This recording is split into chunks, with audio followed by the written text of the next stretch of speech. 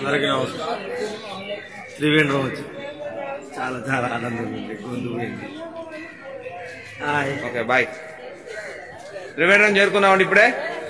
మరి కాసేపట్లో గుడి తలుపులు ఓపెన్ చేయబోతున్నట.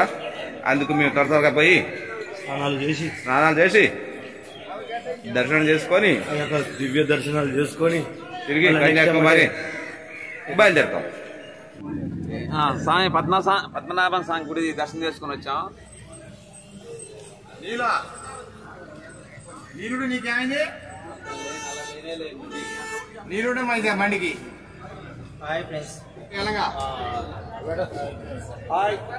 నువ్వు అతను పోయి నిలబడుతుంది. మరి నిలబడకుండా పోను. త్రివేంద్రం పద్మనాభ స్వామిని విజయవంతంగా దర్శనం చేసుకున్నాం. కన్యాకుమారి అనుకున్నాం. ఇప్పుడు త్రివేంద్రంలో దర్శనం అయిపోయింది. త్రివేంద్రం దర్శనం అయిపోయింది. 14 నెక్స్ట్ నేను మణికంఠ స్వామి కన్యాకుమారి వెళ్తున్నాం.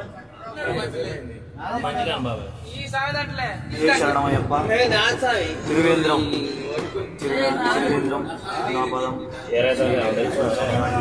చాలా మంచిగా శ్రీనంద స్వామిని సబ్స్క్రైబ్ చేసుకోండి, లైక్ కొట్టండి, షేర్ చేయండి. స్వామి చాలా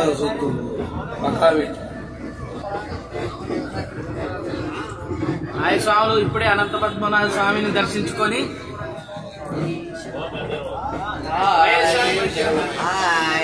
మణికంఠ స్వామి మంచి భక్తుడివి,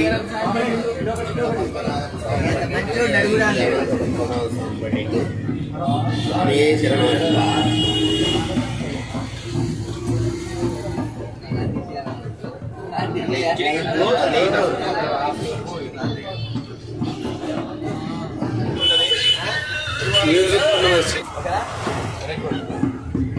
హాయ్, హలో, నమస్తే. నేను మీ గుండు సేను. కేరళ త్రివేంద్రంలో ఉన్నామండి ఇప్పుడు ప్రస్తుతం. దేశంలోనే అత్యంత ఖరీదైన సంపన్నుడైన పద్మనాభ స్వామిని ఇప్పుడే దర్శించుకొని వచ్చాము. చాలా బాగుందండి. ప్రతి ఒక్కరు దర్శించదగ్గ స్థలం ఇది.